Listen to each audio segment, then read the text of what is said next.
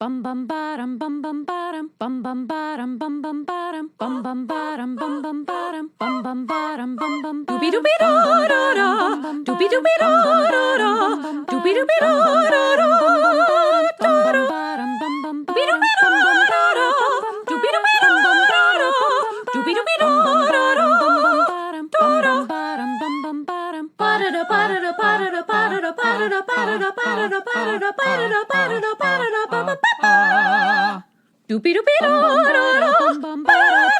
You are now in session with the Comic Book Couples Counseling Podcast. I'm Lisa Gullickson. And I'm Brad Gullickson. And each month we evaluate a different iconic romance within the four-color realm. And in this episode, your heart rate is elevated. Your adrenal response has increased. That adrenaline has entered your sweat. We can taste it in our Creator Corner. We're talking to writer Matthew Rosenberg about We're Taking Everyone Down With Us from Image Comics. Yeah, we can taste it, Lisa. It tastes like it's like salty and a little bit funky. Oh, man. Like nutritional yeast. Oh, no. Yeah. I can't stand nutritional yeast. I think it's earthy and delicious. No, thank you. We're super excited to have Matthew Rosenberg on the show. But not as excited as we were when he reached out to us to ask to be on our show. Of course, Matthew Rosenberg, you can be on the show anytime you want. We are extremely susceptible to flattery. Yeah, and we'll take any excuse to discuss James Bond movies as well. Lisa, I can't imagine your household was filled with 007 growing up. No, it really wasn't. I didn't start watching James Bond movies until I was a full-on adult. And even now, I don't know the difference between them. Like I can name some titles, but which movie is which, I haven't the faintest idea. Well, do you have a strong opinion on who the best James Bond is? I think my favorite is Daniel Craig. I do. But the most handsome is Pierce Brosnan. And my favorite James Bond movie is The Thomas Crown Affair. I freaking love that movie. Thomas Crown Affair is phenomenal. Pierce Brosnan is the first James Bond that I experienced in full maturity. That's a weird way of putting it. Yeah, after you had blossomed. After I had blossomed. As a man. I grew up with Roger Moore. Yeah. And so in a lot of ways, when I think James Bond, first I think Roger Moore, Moonraker and Man with the Golden Gun and those films. But, when I was watching those movies, I didn't know what a good thing or a bad thing is. Everything was just enjoyable. Like I hadn't developed taste yet. And I think that's why I say James Bond, Pierce Brosnan, GoldenEye, that was like my first mature James Bond because I was mature. You know what I'm saying? Yeah, I get what you're saying. I get what you're driving at. Your mom's British and your dad is an Anglophile. Yes. Was James Bond a sacred thing in your home? Not a sacred thing. Not like Doctor Who? No. Doctor Who was sacred to my mom. Dad loved James Bond, and some of his favorite early movie-going experiences were going to James Bond movies. He was a massive fan of From Russia with Love. He was not the type of person who then went and watched all of the Bonds that came after that, but I think that was like a seminal movie memory moment for him. And, that's a great moment because From Russia with Love, if you were to put my feet to hot coals, I would probably say is my favorite James Bond movie. The fight with Robert Shaw in the train is just like so deliciously brutal and small, and I think we've lost that kind of violence in James Bond as the series escalated, as Roger Moore. Well, I mean, it started to get super goofy with Sean Connery pretty early on too, with You Only Live Twice and Thunderball and things like that. I guess like GoldenEye is when it got like really goofy, but GoldenEye is so good. Anyway, I'm losing my train of thought. I love that version, and I remember watching that version with my dad, and we had a great time doing that. I think I became James Bond obsessive around the time of Casino Royale. That's when I went back and watched all of them in chronological order. And I kind of look at all of the franchise the way that I look at any long-lasting superhero title. There are the eras of Spider-Man that I love, and I kind of just remember those, and I ignore the ones, I forget the ones that I don't. And yeah, that's how it is with James Bond for me. So I love all of them, but I love all of them because I really only love the movies that were great for those actors, right? So each actor, I think, had a great movie. Even Timothy Dalton, even George Lazenby. Like, he only got the one movie on Her Majesty's Secret Service, but I think that is a fantastic film. And I mean, it does stand out. It feels very different from the rest, but that's why it's cool. Even though you are listing these titles and I literally cannot tell you what happens in the individual movies, like, to me, like, James Bond is, like, mostly, like, a vibe. And, like, to me, what I think is so interesting about James Bond is that he is an F-boy. He is, like, an aspirational scumbag character, which I think is, like, this, like, hyper-masculine thing. But I feel like, you know, when we drop that fact out of the conversation and we talk about, like, what a tremendous honor it is to be this iconic British hero, like, the conversation, like, loses something. Yeah, I mean, I think the appeal of James Bond for me in 2025 is the toxicity. And I think the best movies of late are the ones that kind of challenge, or not necessarily challenge, but don't shy away from the ugliness of it all. And I think the best Daniel Craig movies, No Time to Die, Skyfall, and Casino Royale, even Quantum of Solace, do a good job of, like, showcasing his nastier traits. Right. And then, like, they also kind of create plot reasons for him to dig into that identity. Yeah. Like, I feel like you should always feel a little uncomfortable in a James Bond movie cheering on this secret agent. And what I like so much about We're Taking Everyone Down With Us is Matthew Rosenberg leads into that uncomfortableness and ratchets it up and really exposes all kinds of awfulness around all the types of characters that populate a story like you would find in a James Bond movie. James Bond has once again bubbled up in the news. I think the last time we were really talking about James Bond, there was all of this excitement around, we might get a James Bond of color. Idris Elba would make, like, this amazing James Bond. And then that conversation went away and that dream died. And now James Bond has been bought by Amazon. Yeah. Which seems like the least James Bond thing ever, though Amazon does have a lot of gadgets. Well, the Broccoli's selling off their majority stake to Amazon. I guess they had reached their end goal with Daniel Craig in No Time to Die, and it's time to cash out for him. I hate Amazon owning James Bond.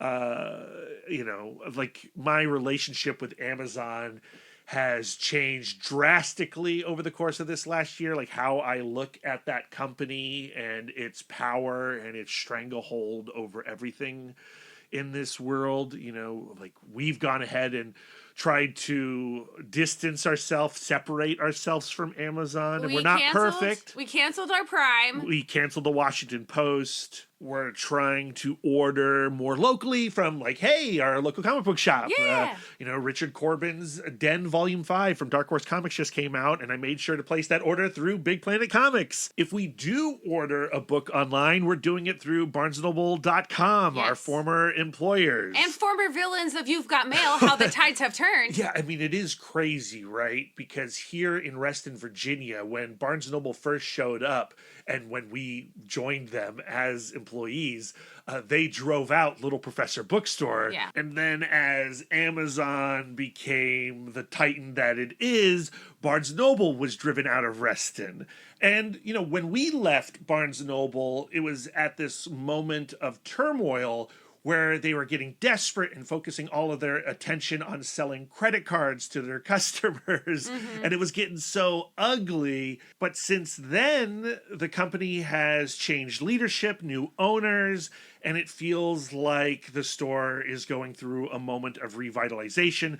The store returned to Reston. It's returning to Tyson's Corner in McLean. It's coming back to the nation's capital. Actually, it's already back in the nation's capital with its Georgetown store, but they're opening up a second location.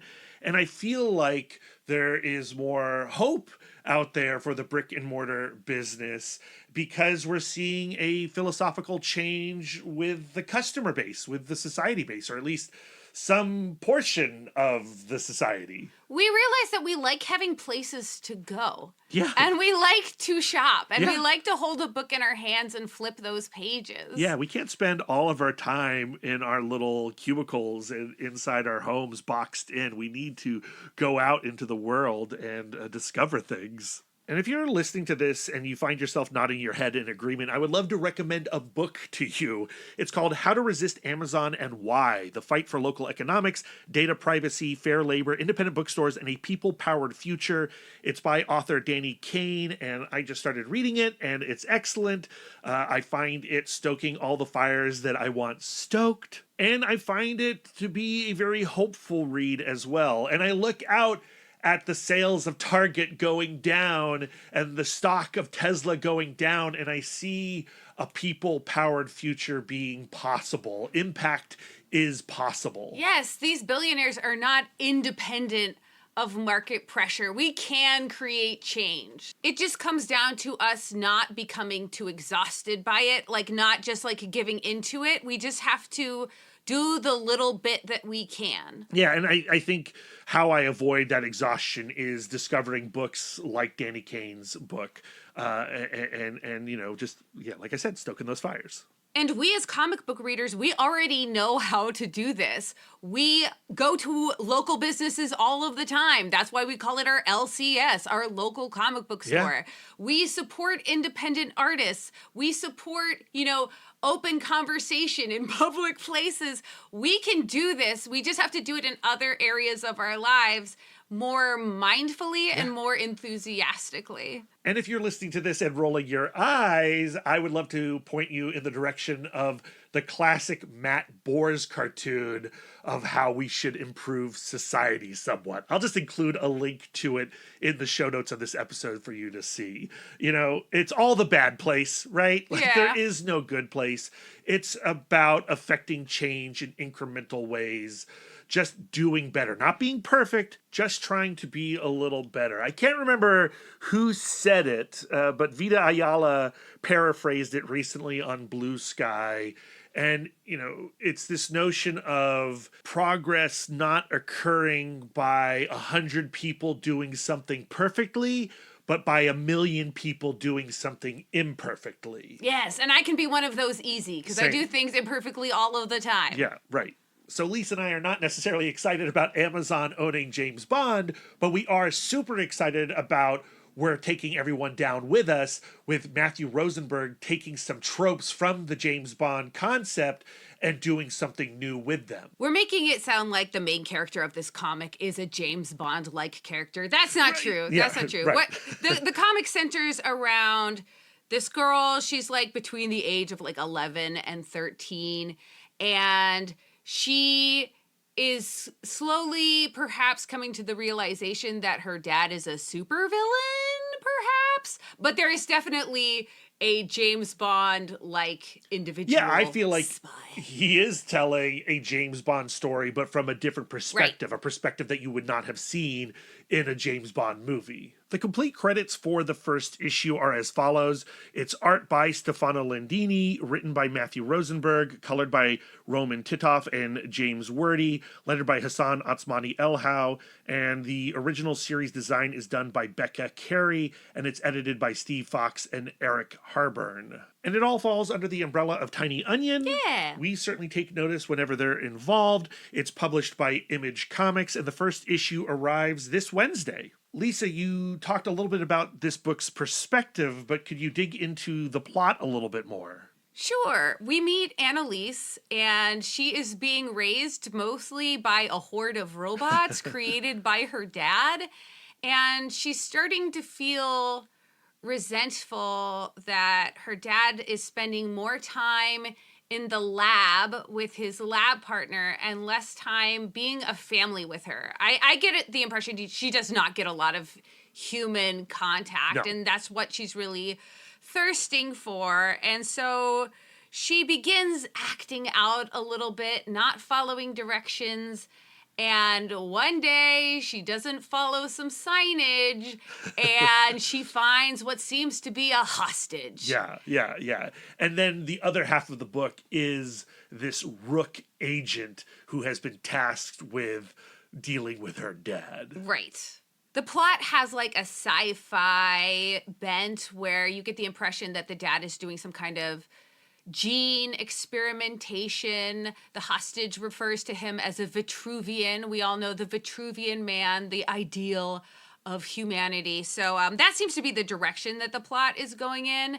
And I guess we do get a little spoilery in this conversation, but I don't think, I don't believe in spoilers, but I don't think that it ruins anything. Neither does Matthew Rosenberg, because Right. the solicits to this issue spoil the entire first issue. Yeah, that's true. Right. So I don't feel bad. Yeah, you shouldn't. So yeah. So the comic ends with like this huge explosion, and the girl has to go on the run. And the title indicates like, we're taking everyone down with us. Perhaps this is a revenge story. Our conversation with Matthew Rosenberg begins with his many influences. That's another one of the fun aspects of this book, is that you can sense all the things that he loves, and he's putting them all here in this one comic.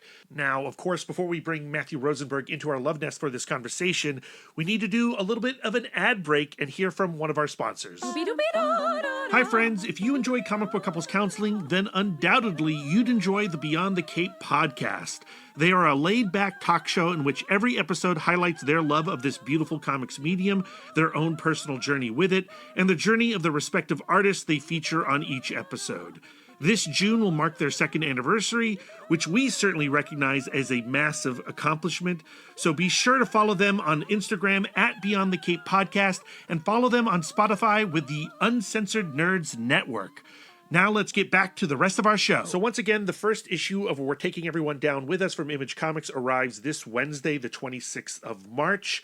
Make sure that you have it on your pull box. It's a 6-issue series, but there's probably going to be a lot more after that, or at least that's certainly our hope and Matthew Rosenberg's hope. So let's get him into the Love Nest and start talking about this cool comic. Matthew, welcome to Comic Book Couples Counseling. Hello. Hello. Thank you so much for having me. First question I need to know, was Gregory Peck referenced in the script? For legal reasons, I can't answer that. But I will say Gregory Peck wasn't not referenced in the script. I sometimes I have something in my head and I put it on the page, and most of the time it doesn't appear that way because I expect people to interpret it. And Stefano, being wonderful, sometimes does interpret things literally and sometimes does not. And so, there's maybe a little bit of Gregory Peck in there, which is cool. Gregory Peck's great. I love that, with Gregory Peck, how do we get to this? Gregory Peck, in my mind, is most well recognized for To Kill a Mockingbird. Sure. And in some kind of way, I feel like We're Taking Everyone Down With Us has a lot of To Kill a Mockingbird in it. This is not coincidental, I would say. I think it has a lot of things in it. It's sort of it's a gumbo of my influences, but they're very apparent. I think if you pull it apart, you can see what a lot of things are. And yes, To Kill a Mockingbird is definitely something when you think of an all-time father figures in storytelling, I think that's one of the ones you go to for sure. Yeah, and what I love so much about this book as a geek, I see a lot of influences in it. With Rook, you obviously see some James Bond. The little character who shows up from Vale has a Danger Diabolique vibe to him. Sure. I feel a little To Kill a Mockingbird. And I guess the question is, how do you manage your influences with also bringing your own ingenuity to the story. I would say that, there's a lot of creators who really obscure their influences and try and hide them. And I don't try and do that. I think I'm very much a product of the stuff I love, and I don't and I love it, so I don't feel a particular desire to cover it up and obscure it. With that said, I think that I'm making something that's very different.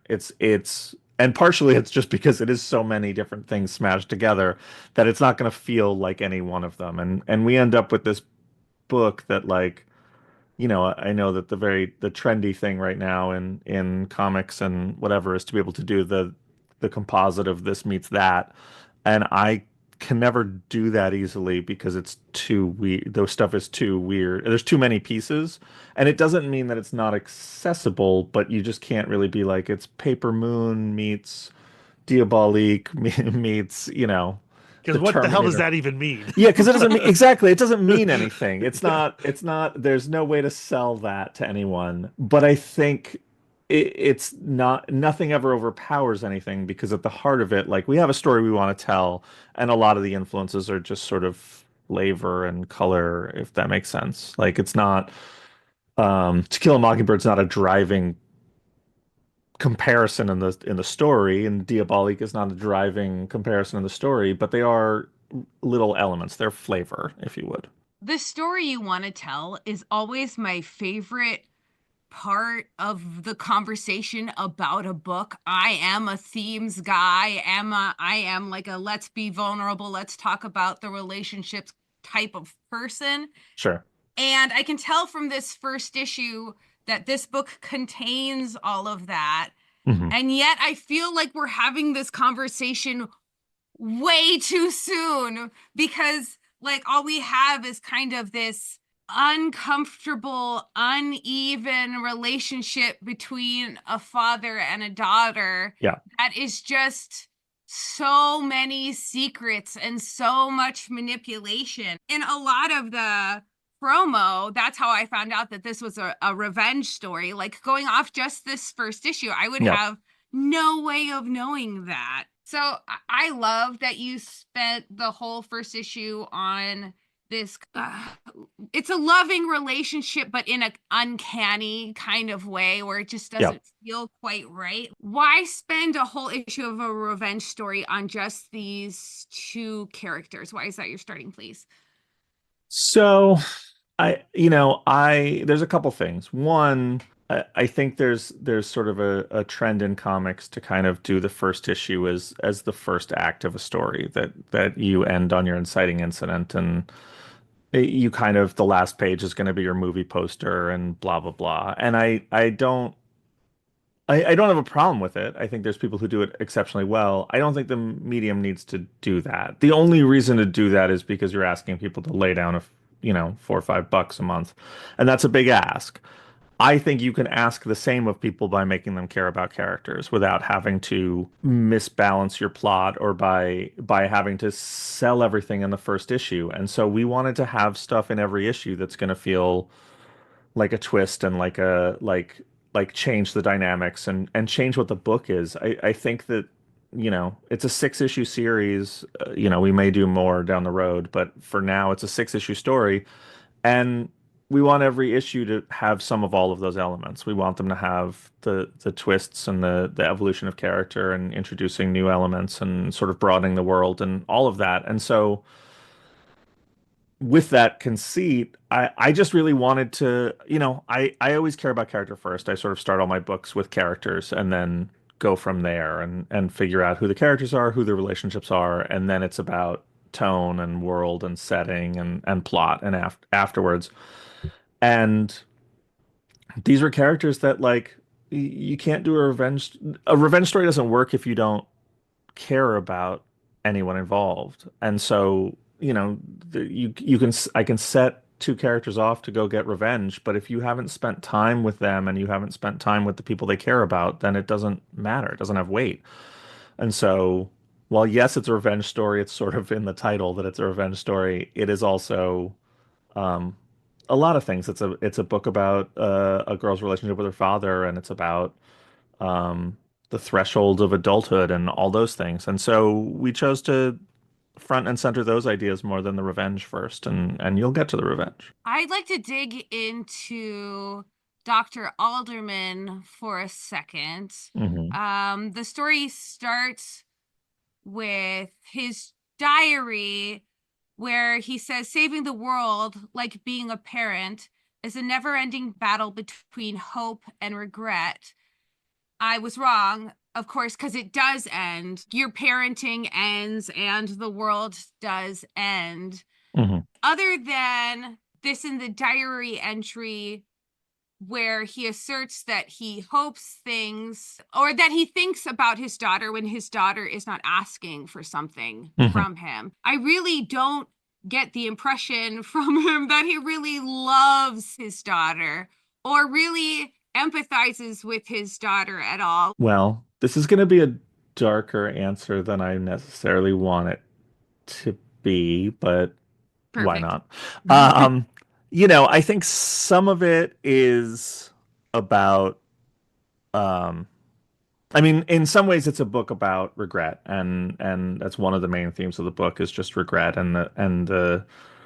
um and following in the footsteps of your parents and all those things and those relationships. And so he's a character who's going to grow to regret who he is. And yes, he's not necessarily, while he on the written page intellectually regrets giving so much to his daughter and caring so much about his daughter, on his written page, on in his actions you don't see that for sure. And there are reasons that will come up later that you'll understand that their relationship sort of expands in beautiful and horrible ways both. I do a lot of books. A lot of my books are, I'll write a book and then I'll spend a long time thinking about the ideas that I want to go over, and I'll really dive into them, and I'll get to a point where I feel like I've said what I have to say, and then a year or two will pass and I'll come back and be like, that's not who I am anymore. That's not my take on that. And so a lot of this is sort of stuff with my dad, who I was very close to and had a very good relationship with for my whole life and for as long as he was in my life. And uh like my previous book, Four Kids Walking to a Bank, was sort of about following your father's footsteps as at a point when my dad was still alive. And then What's the First Place from Here is a book about my dad in some ways. In a lot of ways it's not, but some of the relationships are about that after my dad passed away. And this is sort of a book. My dad was a writer, um, and was a very much a very busy writer, and was very often he had to live in Canada for a while because he was working on TV shows up there, and I lived in New York, and so I wouldn't see him for months at a time. And then when he was home, he was always on deadlines, and he was very prolific. And so for a good part of my when I was a little kid, my dad was working really hard to provide for us, but not so much a presence. And that was hard for me, I think, as a kid, which I didn't realize, because I don't think you realize necessarily what's hard for you until later and you realize what normalcy is.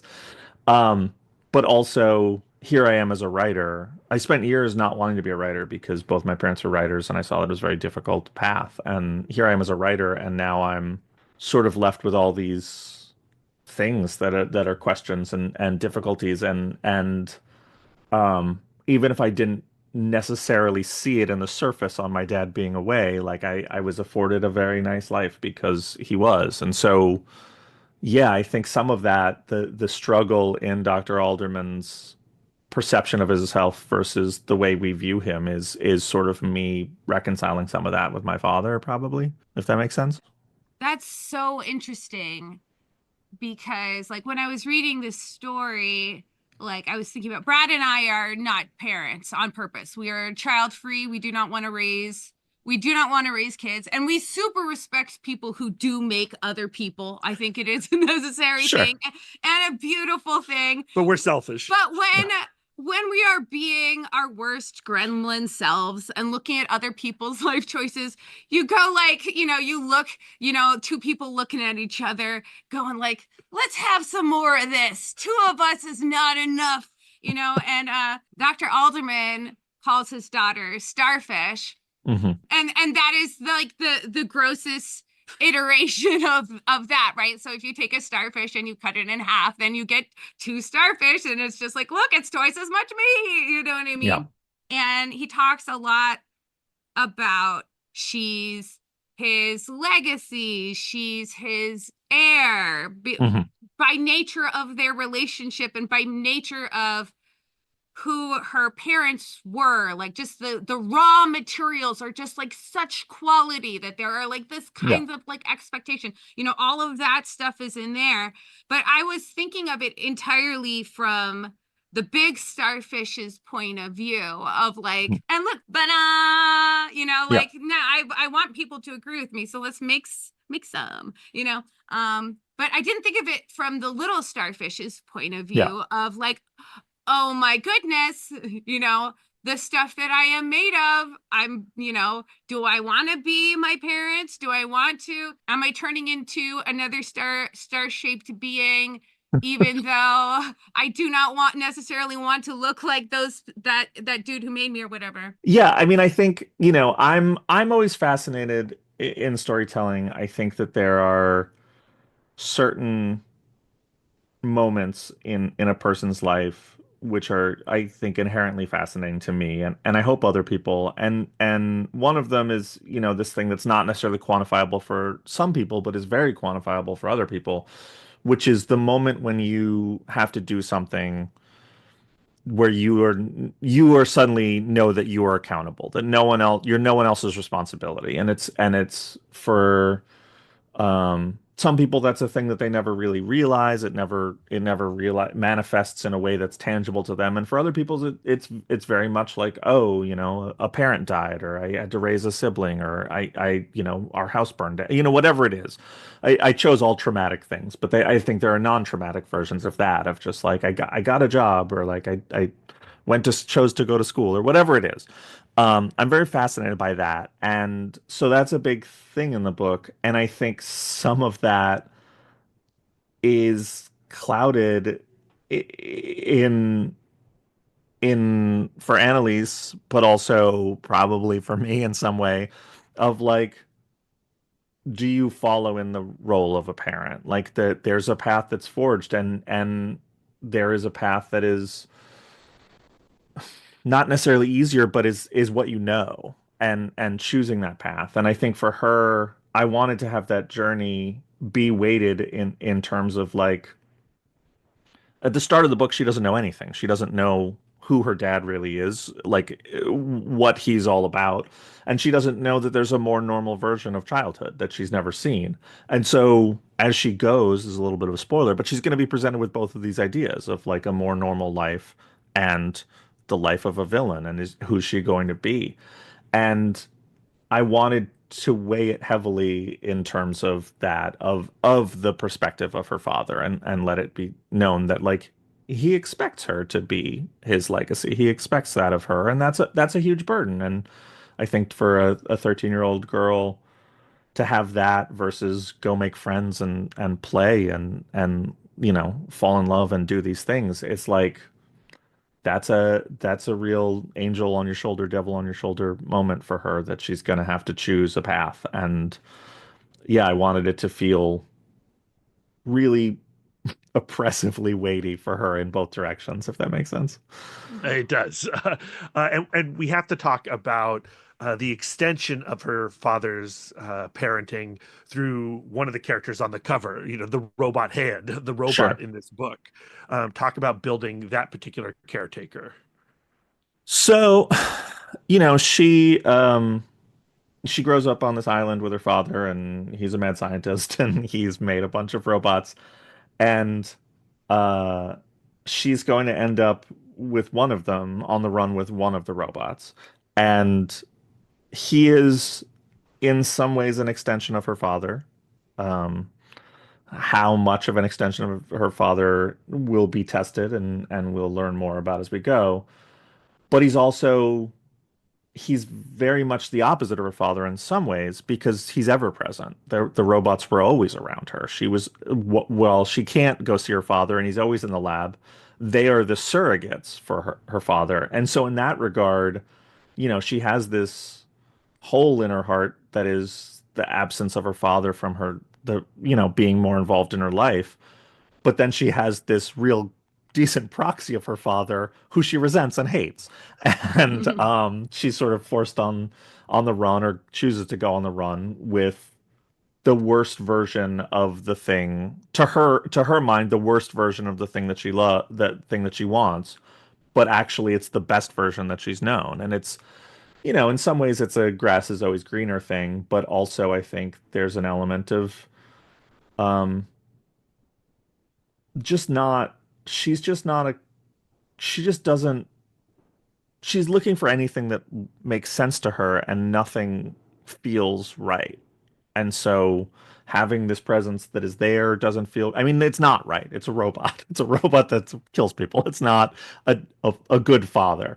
But her father is a mad scientist who kills people. He is also not a good father. So she's trapped between these things, but I there's a funny balance between her father and the robot and sort of that the lines being blurred since the robot represents her father and is whatever. It's also a damaged robot. It's broken.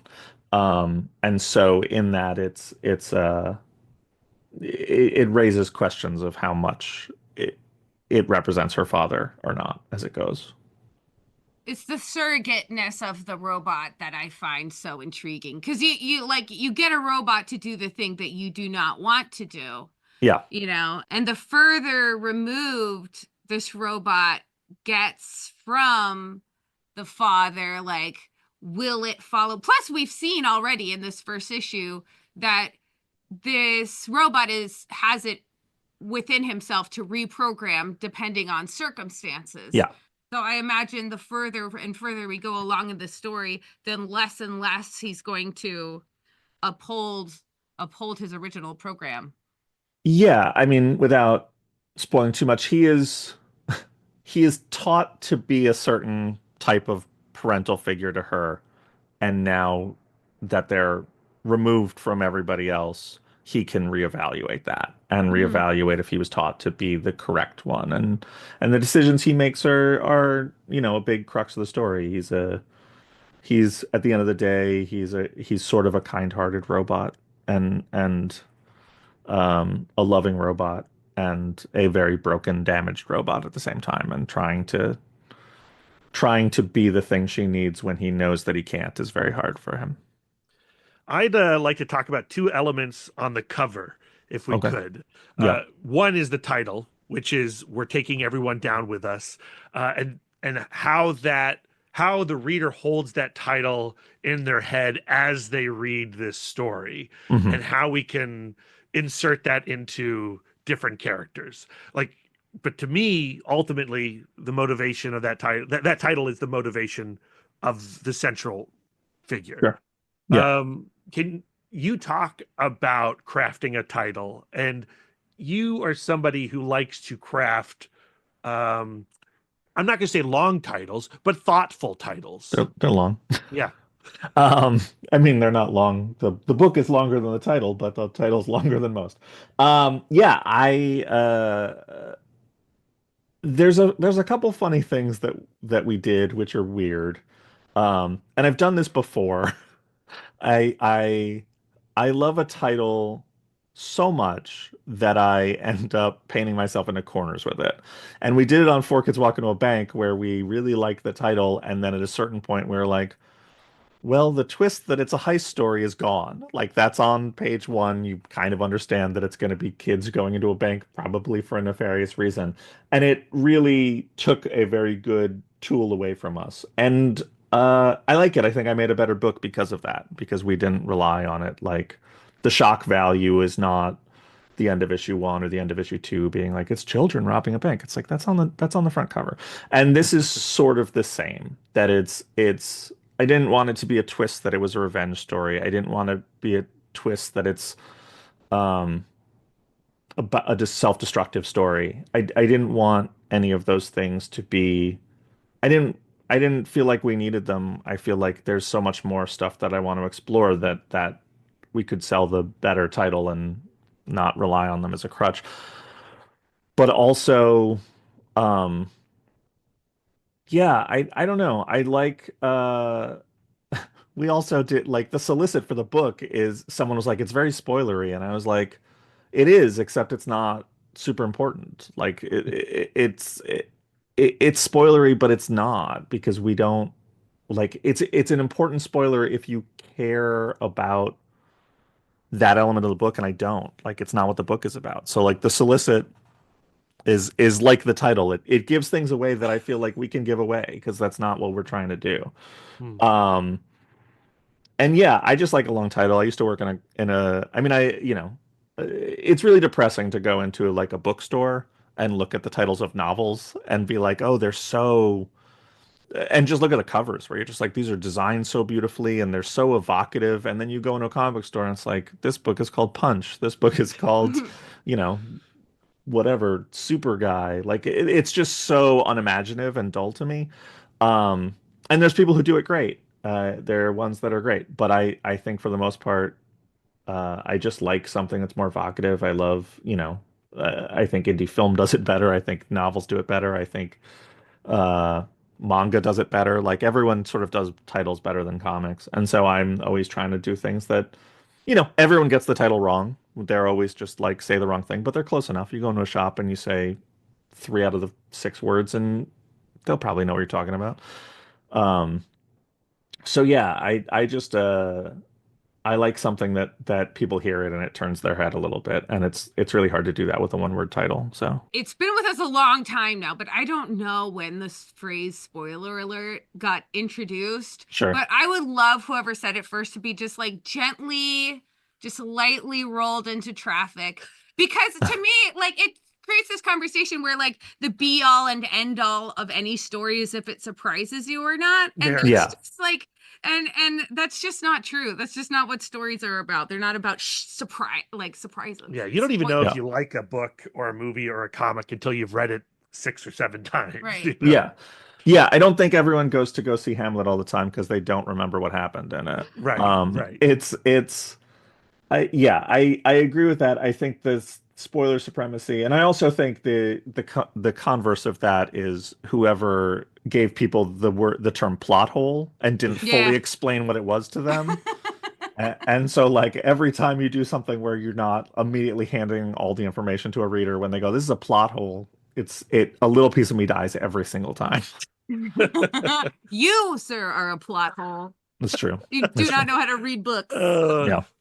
So the other element on the cover I want to talk about is beautifully pulp. It's the a Rook spy thriller. Yes. And the first time you're reading this issue, you don't get the Rook for a while. You don't get to it for a while. Yeah. And then we now introduce, well, I don't know if we introduce a new genre, but the genre really opens up when we get to that character. Sure. Yeah. Talk a little bit about doing your spy thriller. So, it's funny because the pulpy little tag on the front, our designer Becca designed a great cover that we're always trying to just do something that looks a little prettier, and Becca Carey, our designer, had it just say, chapter one there. And then Image changed their rule where they're like, you need a corner box because retailers really like the number in the same place on every book. And we have this problem with what's the first place from here because we've been doing the book for 22 issues, and Tyler hand numbers the issue at the bottom and he writes it out, 22, spells it out. And then Image is like, you have to do a corner box, stop putting the number in the bottom. And I said, our readers have been looking at the bottom right corner of the cover for 20 issues to see what issue it is. We're not going to stop doing that. And they said, it's redundant. And I said, it is redundant, but it's not my choice that it's redundant. It's yours.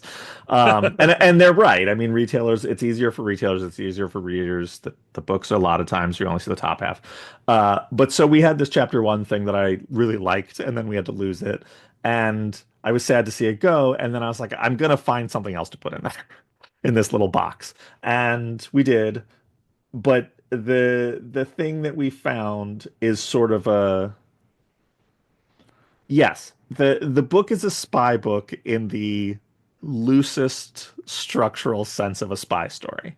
And that is by design. And it goes back to the origin of the book, which is that Stefano wanted to do a spy book about a robot. He had a robot he liked, who was a little diaboliki, and he was like, maybe he's a thief, maybe he's a spy. And I was like, okay. And then he was like, and I like this sports car. And I was like, well, okay. And I didn't know. That's all we had. That was the start of the book, was there was a drawing of a robot and a drawing of a sports car. And I came up with everything else. And I wanted to do a spy thing. I love spy stories. I love James Bond. I grew up on James Bond. I'm a huge James Bond fan. And when you grow up on something like James Bond, you hit a point in adulthood where you are very aware that you love this thing that is very, very problematic and inherently, I mean, it's not even, in line vaguely with what I politically agree with or the worldview I'm and it's crazy and misogynistic and a celebration of certain of this type of masculinity that I'm not really a fan of and or I don't ascribe to myself at least. I don't think you have to be a fan of masculinity. I don't know. But the and it's also about a guy who does extrajudicial killings for his government, and I'm not the biggest fan of that. I think that's pretty much the worst thing the government can do. So when you want to do a spy book, you suddenly have this problem, and I hit that point in my early 20s, and that's when I discovered, John le Carré and Graham Greene and all these other authors who are doing sort of dismantling that. They're making it less sexy. They're making it morally revolting and they're making it bureaucratic and they're making it as problematic as it is and taking out the martinis and putting in bureaucracy and board meetings and all these paperwork and all these things that are really great, that everybody loves. And so I at first wanted to do that, only we have the very difficult problem of having a robot and doing a grounded spy story with a robot. I could not make my head do. And the other problem is that I don't think I'm that writer. I think that I'm not, Greg Rucka does great spy stuff and Ed Brubaker did great spy stuff and those guys in comics are of a certain cut from a certain cloth that I am not as a writer. And so I wanted to go the other way and I wanted to sort of dismantle it from the most absurd point of view, from taking everything and putting it on steroids and blowing it up bigger and making it really laughable while still being a loving treatise on spy stories and still being a sort of coming from a place of admiration, but also self-loathing for admiring it. And that took me a long time to figure out. And I realized, again, this goes back to me talking about the sort of gumbo of it all, where I'm adding a bunch of different things, not just influences, but sort of themes. And a big thing when you love James Bond is the celebration of the violence and I have a real problem with the way we portray violence, myself included, in pop culture and in the media. And I think there's this idea that violence is sort of an intimate act between a perpetrator and a victim, and that's not at all true. That violence is a tidal wave that ripples through families and communities and countries, and an act of violence has repercussions for generations. And so I wanted to do an indictment of the Bond idea from that, from it's not about him and it's not about his nemesis. It's about the family, his nemesis' family, and what is it like to be the collateral damage in James Bond's world. And so that was the original idea, coupled with a robot who punches people's heads off. And like, do those tastes go well together? I don't know. I guess that's for the reader to decide. But like, I really love Annalise as a sort of vehicle for trying to come to terms with the fact that this violence has ripped her life apart and she is now trying to assess what her life was and what it could be and what it should be and what was taken from her with that. And that sets up a revenge story and a spy story and all these things. So it's a spy story in that there's a spy in it and all the architecture of a spy, but it's not about him necessarily. but I really like the idea that we sell it like it's about him. It's very fun for him. Yeah. He's not even on most of the covers. He doesn't appear on them. Hmm. A few like there's a few variant covers where Alistair Rook appears, but for the most part, like we're not pretending it's his story, except in that little bit of trade dress where it's funny to me. Let's go ahead and pause for just a moment because we got to hear from our sponsors. Love sci-fi, love horror, love fantasy, love action? I do. Then 2000 AD is the greatest comic you're not reading. 2000 AD has a whole universe of characters from Judge Dredd and Strontium Dog to Rogue Trooper, Shakara Halo Jones, and the poor sod slogging across the cursed earth in the Helltrekkers. In every weekly issue, you'll get 5 action-packed thrills from incredible creators such as Garth Ennis, Rob Williams, Arthur Wyatt, Henry Flint, Alex DeCampi, Dan Abnett, and many more. Get a print subscription to your door every week, and your first issue is free. Or subscribe digitally, get free back issues, and download DRM-free copies of each issue for just $9 a month. That's 128 pages of incredible comics every month for less than $10. And all subscribers get amazing offers like money off vouchers and exclusive products. Head to 2000AD.com and click on subscribe now, or download the 2000AD app and start reading today. Link in the show notes. I freaking love it because I do think in the first 2 pages of his introduction, you get all that uncomfortability with the genre, your revulsion to the genre, and your send up of it. And then also, I think on a larger scale, having a teenage girl opposite of a James Bond character is like the perfect pairing to have that conversation. Yeah. There's no that was a big when you do a book like this and you're sending it out to people for variant covers and your retailers are doing variant covers, we had to do a big like every email has to be like, there's no sexualization of this character. This is a small child. Like, let's be very clear. Like, I know you're seeing Bond and you're thinking Bond. That's not what we're doing. And so that is that she's a good foil for him because he doesn't have a means to deal with her. It's not something that would be in his life. He has no reason to interact with a 13-year-old girl. And so she becomes this object of fascination for him and this object of well, I can't say much more, but she is they're going to be at odds, her and Rook the spy, and I think it's a where she goes from that and where he goes from that, I think will be interesting to readers, I hope. 13 really is the perfect age for this kind of character. Like, because I feel like at 13, you still have all of the like kind of reverential obedience for adults where you go like, okay, adults generally are trustworthy, but at the same time, you're at that crossroads of like, oh, but like inside myself, I can become my own person with nobody looking. And there, even though I don't believe in spoilers and I think I should get to say whatever I want, there is one moment in this first issue where she chooses to withhold information that I feel like says everything about where she is kind of mentally and emotionally in her relationship with adults. Yeah, I think, it's funny because when I first conceived of her, I we did I've gone through a lot of iterations of the script and sort of tinkering with mostly with her voice, but a lot of characters' voices, but like her for sure.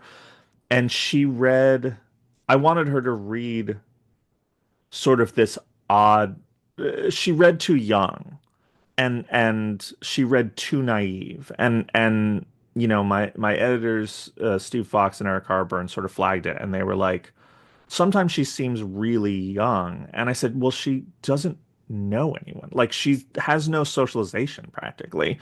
And then I thought about it and I was like, but that's not true. All of her socialization is either her very smart father, his very smart assistant, or these very smart robots. Like she has no childhood socialization. And so she is this like she's smart and she's very smart and she's very sort of headstrong and petulant because that's the world she's known. She's known a world that's very harsh and very, you have to stick up for and take what you think is yours.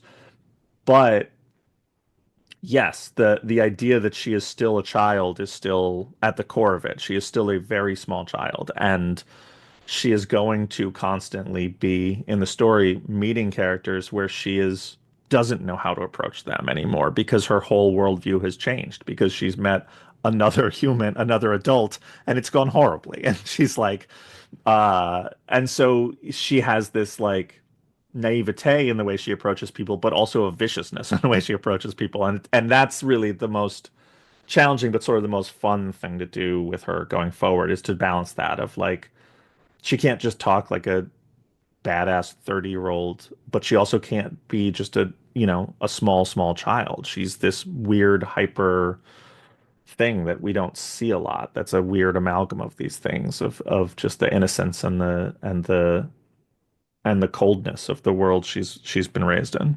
Hmm. I don't want to wrap up this conversation without talking about the art a little bit more. Stefano Landini has a style that reminds me of like, I don't know, like Chris Samnee, Alex Toth, kind of living in that Sure. realm. Such a clean, defined line, Yeah. deceptively simple, but Yes. not at all. Sure. Can you talk about that collaboration a little bit? Yeah, yeah. I mean, Stefano is fascinating to me. We worked on The Punisher together a little bit. And then we were supposed to do another book at Marvel and it didn't work out. And this book sort of came from that, sprung from that. And I I loved it working with him on The Punisher, and I thought he's just a great storyteller. I was like, it's very simple. He just tells a story. And I love all types of comics art. I love of comic art. I love, a really intricate, complex page, and I love the people who are doing, making you turn the book upside down to read it and all that stuff. But for my stuff, like immersion is what I care the most about in my work, and sort of in that like storytelling is sort of the most important thing to me.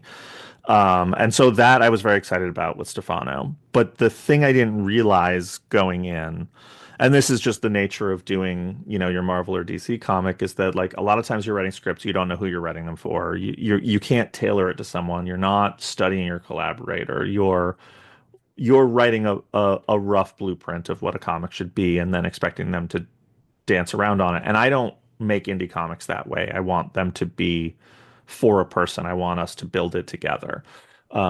It's a difference between like a handcrafted thing and an assembly line thing. Like a big two comic is an assembly line comic. It just literally is done on an assembly line in terms of production style. And that's not how I like building things of my own.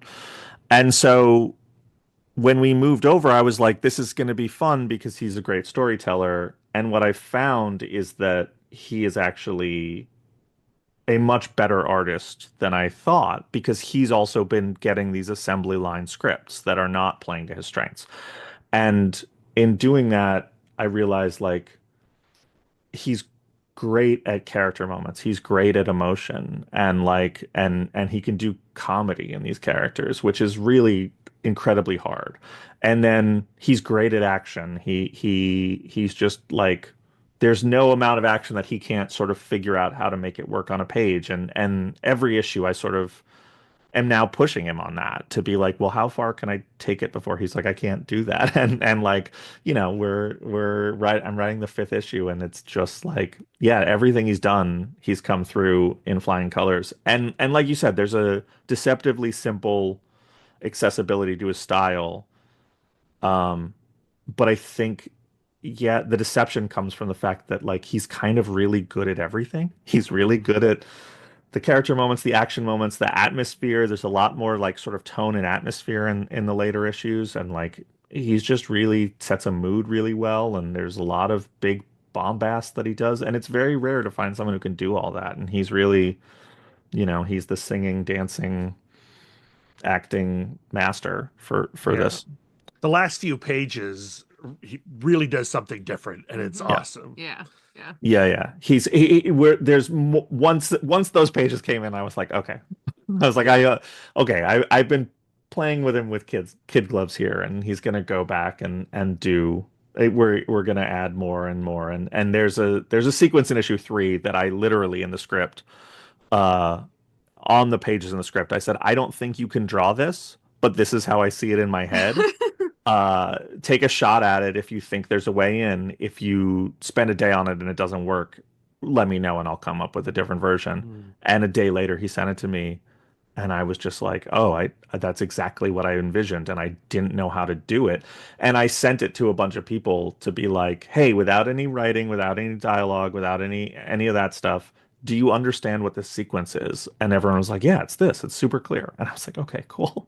That's what I thought. I didn't want to be biased. And he just nailed it. And there's just this very insane sequence on a train that he just absolutely decimates and is so cool and so fun. And like, yeah, I just feel really lucky to have him on the book with me. I'm so excited. Yeah, I can't wait. So there's also a unique color collaboration with this comic. Can you explain that for us just a little bit? Sure. The book started a long time ago, and my colorist on What's the First Place from Here, Roman Titov, was going to color it. And we started with him, and I worked closely with him and sort of I had very specific idea for the color palette in mind, and sort of, I said, look, a lot of times Stefano gets art colorists who want to make his work more complex, and they want to add texture and they want to render it. And I said, you don't do that to him. You keep it flat. You keep it, very, very, let his line work be the lead. And Roman came back to me and said, I'm worried it's going to look boring. And I said, if you're worried it's going to look boring, then the interesting choices have to be in the color palette. Like, make everything. I don't need the sky to be blue. I don't need the grass to be green. Make everything stand out and make everything pretty. And it was actually Roman. The robots are all color coded, and they weren't in the original script. There was just a one defining feature for one of the robots that we would follow. And he was like, and he just came back and he was like, they're all just these weird pastel neon colors. Uh, and we are like, oh yeah, that's it. They're all just different colored robots. And Roman really nailed it. But Roman, unfortunately, we've lost him to the world of video games. No. He had to step off. He was really heartbroken and he had to step off. And he stepped off the book halfway through and was like, I feel really bad. And I said, no, I totally get it. And he stepped off What's the First Place from Here too. And our colorist, we got a new colorist on What's the First Place from Here, which is Jason Wordie, who's great. And I loved everything Jason was doing, and he was doing his own thing and making the book feel different. And I said to him, I said, here's the thing, I have this other book. I'd love you to work on it. It is um half colored. And I said, we don't need to keep the colors.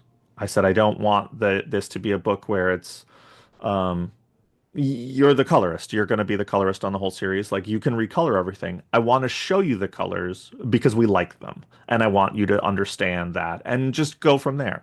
And so I sent Jason the colors and he was like, yeah, these are great. I can kind of match the tone of this and make it my own. And I was like, well, you can just go over it. And he's like, no, someone else put in the work and they did it, and their work should stand. And he said, you like it. I like it too. Like, I want to respect that. And it was really, I thought that was a really beautiful sentiment. And I was like, it's not just going to be your name on the front cover. Then you're going to share credit. And he was like, I just want to make the book look as good as I can. And Roman did a great job. And I want to play with that. And I thought that was a very cool thing. And so we kept half the colors of Roman and half the colors of Jason. And it's just gonna be Jason moving forward, but like with a nod to what Roman did, and we'll give Roman, credit for sort of being the originator of the ideas on some of the colors. But yeah, it's a weird thing, and people keep being like, well, I don't understand how I was like, yeah, we have two colorists because they work together on it. And I think the book's better for it, and it's fun because you're watching a lot of what we're trying to do in the book, and a lot of what I try and do in my own books is like just move outside my comfort zone just a little bit. I don't ever like to just be like doing the same thing again. And so I'm sort of trying to push Stefano to do that too. And he of course doesn't seem to have limits on his comfort zone and seems to just be cruising. But the fun thing is seeing Jason be like, yeah, this isn't colored the way I'd color it. Now how do I make it my own? And so issue 2 and 3, like it's the stuff that Roman did that he's putting his own spin on, and it evolves. And I think it's really beautiful. It's like I'm sort of in love with everything he does in the later issues is really breathtaking. So Yeah, the coloring in this book is the coloring that Lisa and I love the most, where you're not chasing reality, you're chasing emotion, and in doing yeah, so, the color becomes the story too. It Like, becomes sure. the score. Like to Yeah. me, like if it was cinematic terms, yuck. But it becomes the score, the score of the comic. Yeah. Yeah, I don't need realism in my comics. I have movies for that. I have that. I want visuals to sort of take my breath away. And I always feel like, there's a lot of great colorists at Marvel and DC, and I've been lucky to work with a bunch of them. And but there's also an instinct always to just be like, skin is this color and this color and grass is this color, and you're just like, why are we doing any of this? Like, it's a comic book. Once we have someone fly through the sun, I don't understand why grass has to be the same color in every on every page. And so yeah, I really love letting mood dictate it, and Roman and Jason do a great job of that. And there's a lot of places where they surprise me, and they go back, and there's actually a scene that I rewrote because of the colors, because I was like, oh, the mood on this is not what I thought it was going to be, and I just changed a couple lines and sort of affected it because mm, it felt different to me than what I'd written. And then obviously you're working with the best letterer in comics. Our 100%. buddy Haas does incredible work always. He's a genius. Haas is amazing, and I just shot him an email yesterday because I did so many rounds of revisions on the first issue, which is very unusual. I do a ton of revisions on a script, but they are almost always before they get to him.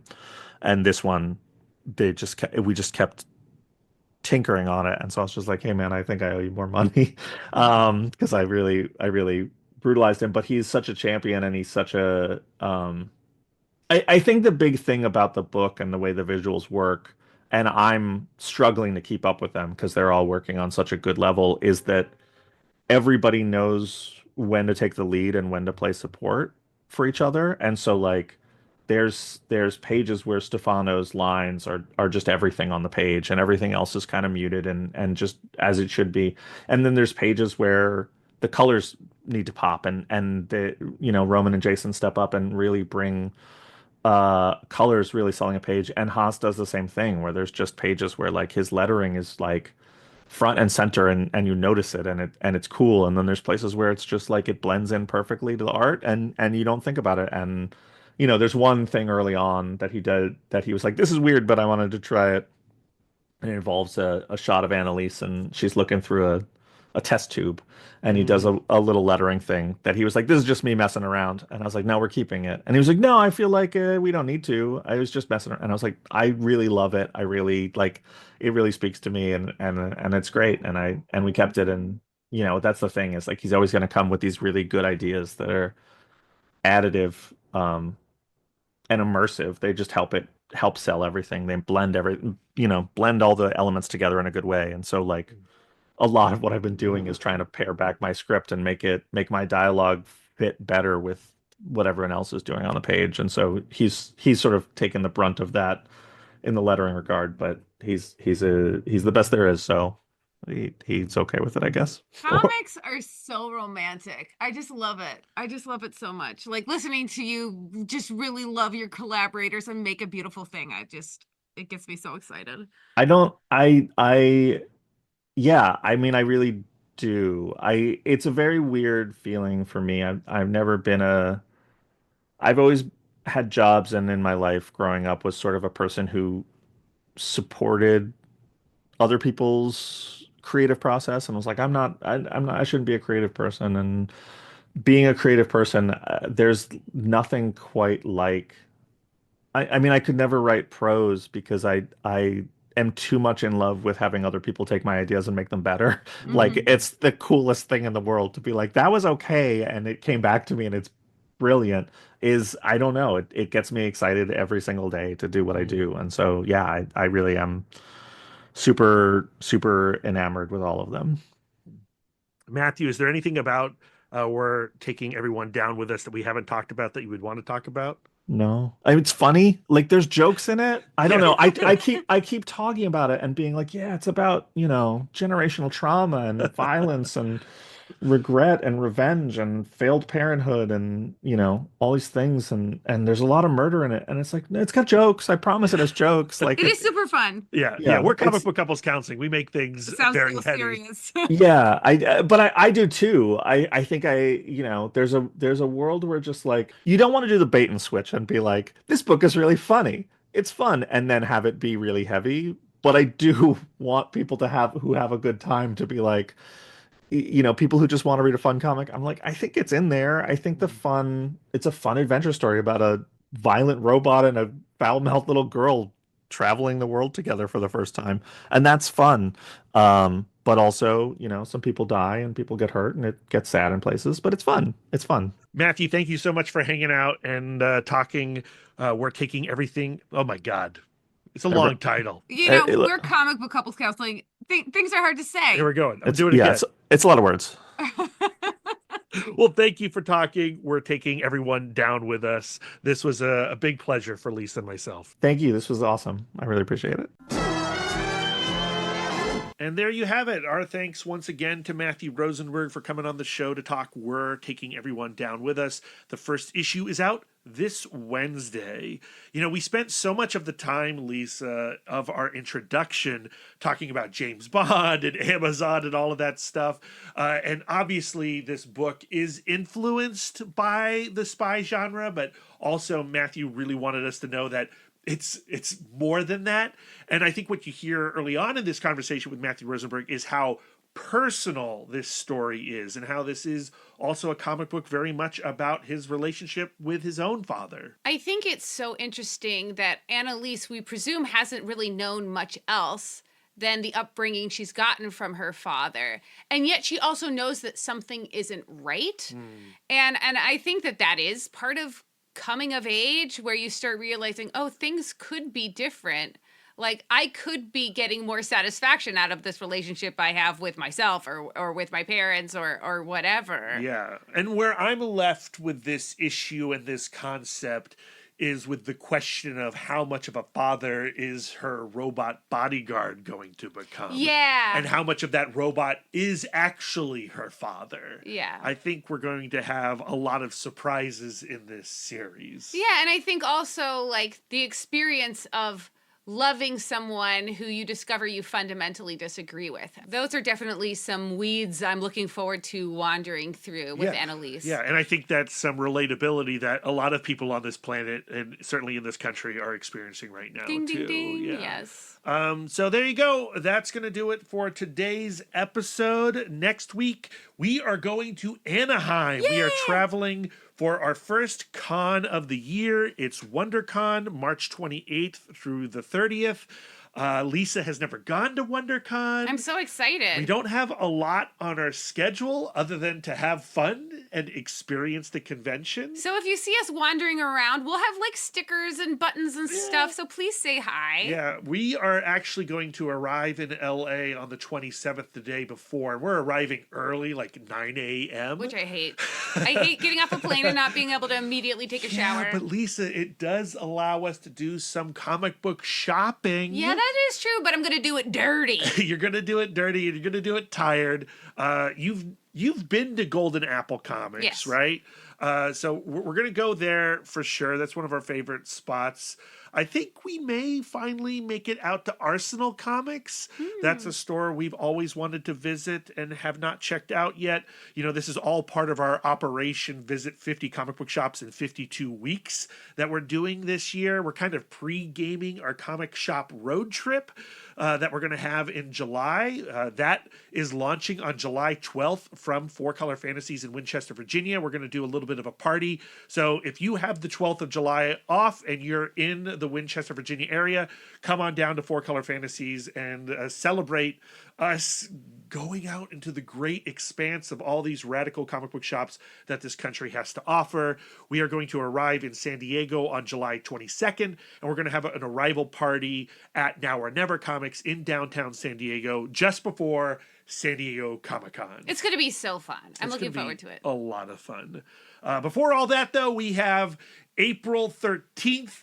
The Comic Book Film Club selection for next month is going to be Robert Altman's Popeye. We're doing 2 musicals in a row. We did Josie and the Pussycats. Now we're doing Popeye. How did I get so lucky? I've seen Popeye, but I have not seen Popeye since I was about 8 years old. I haven't seen it since I was about 8 years old, and I know it made me cry because I thought it was so sweet. Yeah, I'm and it also made me feel funny because it's really weird. Excited for that one. We are also looking for some comic book creator to do a virtual introduction for us. So if you're listening to this episode and you love Robert Altman's Popeye and you have 5 minutes of stuff to say about it, reach out to us at cbccpodcast@gmail.com and we'll see if we can hook you up as our virtual host That'd be for so that fun. screening. Yes, please. Next week on the pod, we have Junie Ba talking Monkey Meat, the summer batch, which is so flippin' good. Yeah, the first issue is out now in newsprint from Image Comics. I loved the first series, and the second series, which Lisa and I have had a chance to read all of already, is even better. Level up. I mean, it is vicious in its comedy and in its commentary. Just one of the best comics on the stands right now. And if you haven't yet, you have 20 days left to back This Ink Runs Cold, short stories from the space crime continuum. Yeah. It's on Kickstarter. It is 86 stories, all illustrated by Scott Morse. Our short comic is in there, the ADHD PI. Oh, it's colored by Jose Villarrubia. It's gorgeous. Yeah. You can get the noir edition, which is black and white. You can get the color edition. And there are way better writers in there than us. We are not the stars of this volume. Just a few. Last week's guest, Stan Sakai, has a comic in there. Dave McKean has a comic in there. Brian Michael Bendis has a comic in there. Mike Allred. Like, the list is crazy. And it's one of our proudest moments to be a part of this table of contents. So please click on the link in the show notes and at least go browse the types of comics that This Ink Runs Cold is putting out into the universe. And you can actually read our one-page comic on the Kickstarter page. Yeah. And if you order for pickup at San Diego Comic-Con and you find us, we'll sign it. You're darn right. Okay, Brad. I it's such a beautiful early spring day outside. I think I'm gonna go outside and play some hide and seek. Can I play with you? No, I have my Brad bot. Oh. I don't even need you anymore. Great. You could explode through a bomb through the wall, and I'd no be AI, fine. Lisa. This is a no AI podcast. Where can our listeners send their words of affirmation to you? You can find me on most social medias, although I'm spending most of my days these days on Blue Sky at Mouthdork. If you have words of affirmation for our logo, you can send them to Jesse Lonergan at Jesse Lonergan on Blue Sky or on Instagram, Jesse.Lonergan. Lisa, where can our listeners send their words of affirmation to you? I'm always accepting words of affirmation at Sidewalk Siren on some social medias. If you'd like to spend more quality time with us, you can subscribe to us on Podbean, Spotify, YouTube, Audible, Apple Podcasts, or whatever app you choose. We are everywhere. If you'd like to get exclusive, you can join our Patreon, where you'll get more content, including weekly bonus episodes like Gallivanting Through the Green. Yeah. If you'd like to reach out and touch us electronically, you can email the podcast, cbccpodcast@gmail.com.